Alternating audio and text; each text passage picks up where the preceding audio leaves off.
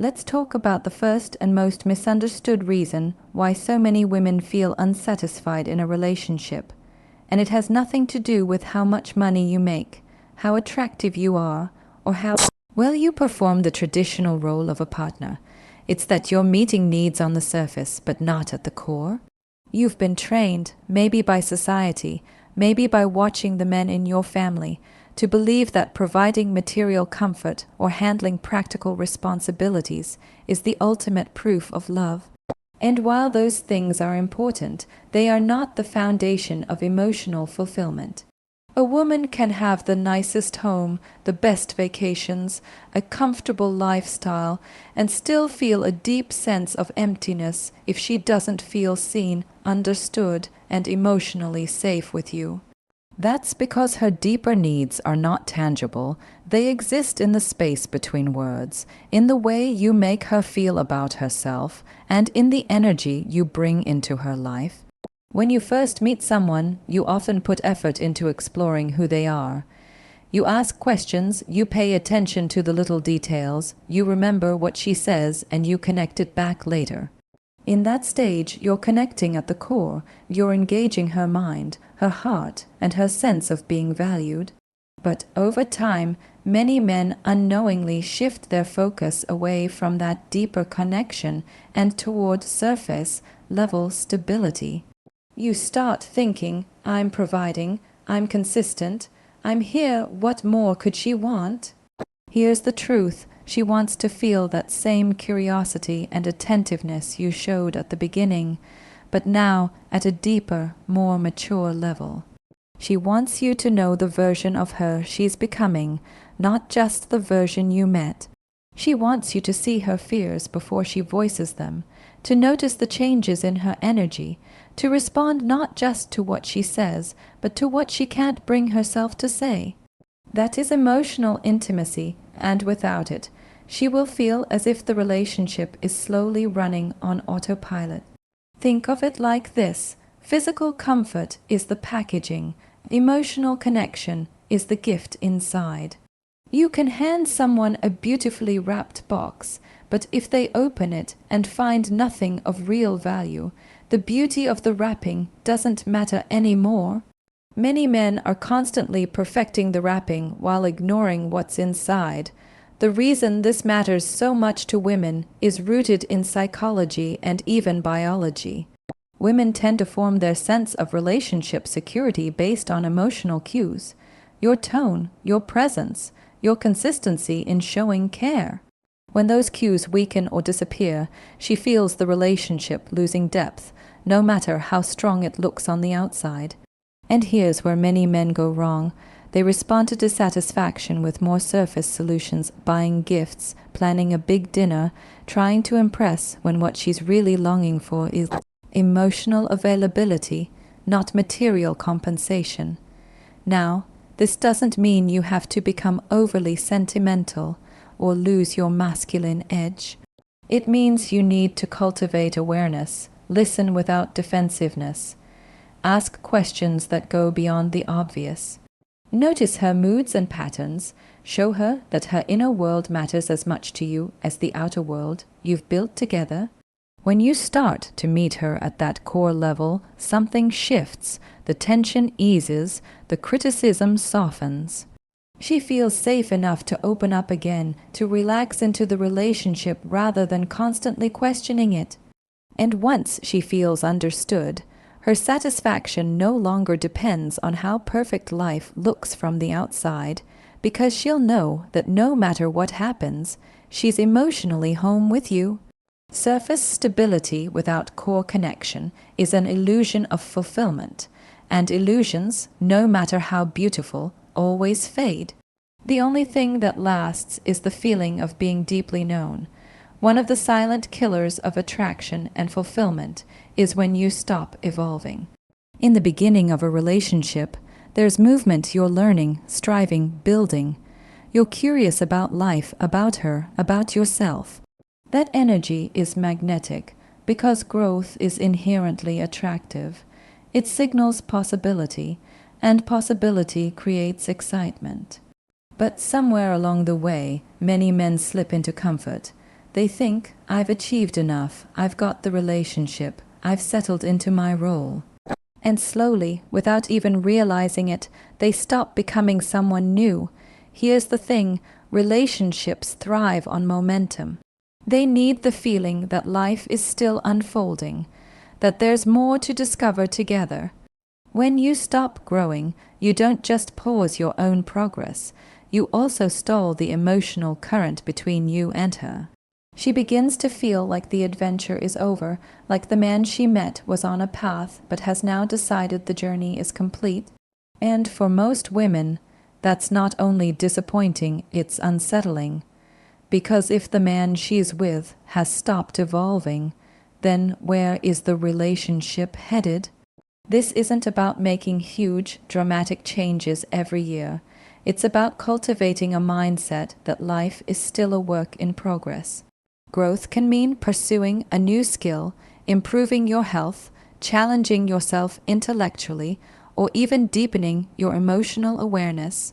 It's about refusing to let yourself become a static version of who you were years ago. Psychologically, we are all drawn to people who are in motion, people who are expanding their capacity and chasing something bigger than themselves. It's why confidence and ambition are universally appealing traits. They signal that you're engaged with life, that you're not just existing but actually living. When a woman sees that in you, it reassures her that being with you will continue to feel purposeful and exciting, not predictable and dull. Now, contrast that with what happens when a man stops evolving. At first, the changes are subtle, the conversations get repetitive, the routines become rigid, there's no new story to tell, no new challenge to overcome. She starts to feel like she knows exactly what every day with you will look like, not in a comforting way, but in a suffocating one. And boredom in relationships is rarely about the other person being uninteresting. It's about the relationship losing its sense of forward motion. The deeper truth here is that your personal growth is not just for you, it's for the relationship. When you pursue your goals, improve yourself, or expand your world, you bring new energy into the dynamic. You have fresh perspectives to share, new experiences to bond over, and an aura of vitality that naturally draws her closer. She doesn't have to carry the emotional load of keeping things interesting, because she sees you taking responsibility for your own evolution. This is why stagnation feels so dangerous to women. They don't just see it as you've stopped improving yourself. They feel it as our life together has stopped improving. And when that feeling sets in, dissatisfaction isn't far behind. So ask yourself, if she met you today, would she see a man who's moving forward or a man who's standing still? Would she feel excited to join your journey? Or would she sense that the journey is already over? Because if you want her to remain invested, inspired, and connected to you, you have to show her that life with you is still unfolding, that there's always another chapter worth turning the page. For the man who stops evolving doesn't just lose her attraction, he loses her belief in the future. Listening is one of the most underestimated skills in a relationship. Most men think they're doing it because they hear the words being spoken. But hearing isn't the same as listening, and listening isn't the same as understanding. A woman's dissatisfaction often begins not when you fail to do something big, but when you repeatedly fail to catch what she's really saying underneath her words. You respond to the surface-level complaint, but you miss the emotional signal beneath it. When she says you're always busy, you might think she's just complaining about your schedule. But often, what she's really expressing is, I feel unimportant to you.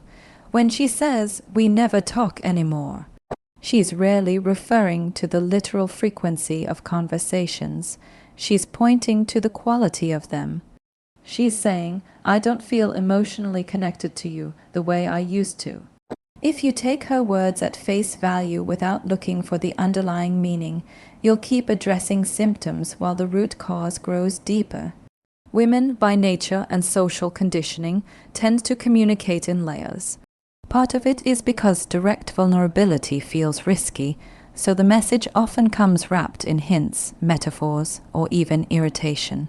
If you only respond to the outer layer, you miss the invitation to connect at the deeper one. And every missed opportunity to connect emotionally makes her feel less safe, less understood, and ultimately less satisfied.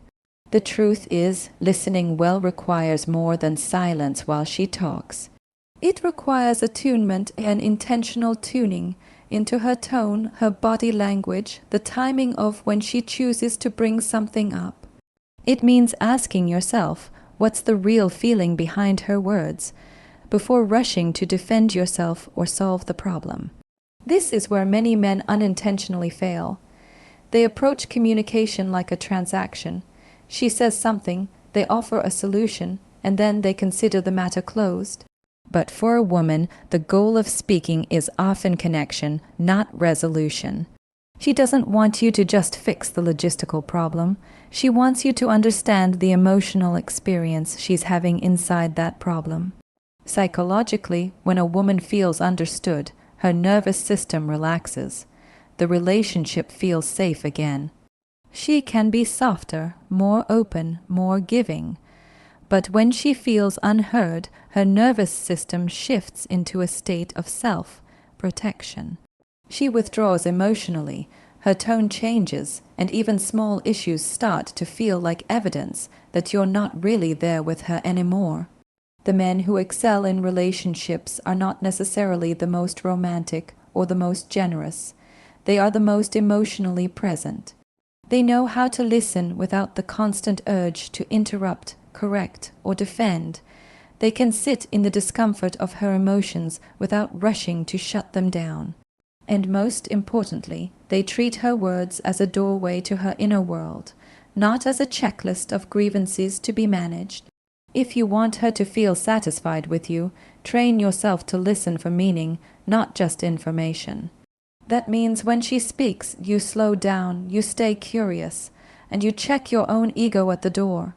You don't hear complaint, you hear need. You don't hear nagging, you hear please notice me. Because at the end of the day, a woman who feels deeply heard will always feel more deeply loved. And love for her is never just about what you give. It's about how well you understand what she's asking for without having to say it twice. There's a difference between being physically present and being emotionally present, and women can feel that difference instantly. You can be sitting right next to her, sharing the same space, yet she can still feel completely alone. That's because presence isn't about proximity, it's about attention. It's about the quality of energy you bring into the moment. Many men assume that as long as they're there eating dinner together, watching a movie, lying in bed, they are fulfilling their role. But a woman doesn't measure presence by your location. She measures it by your engagement. Are you looking at her when she talks, or are your eyes glued to your phone? Are you listening with curiosity, or are you nodding absent-mindedly while your mind is somewhere else? Are you showing her that she is the most important thing in that moment, or are you simply sharing air? Psychologically, presence is one of the deepest forms of validation. It communicates, I see you, I'm with you, and you matter to me. When you're fully present, she feels emotionally safe.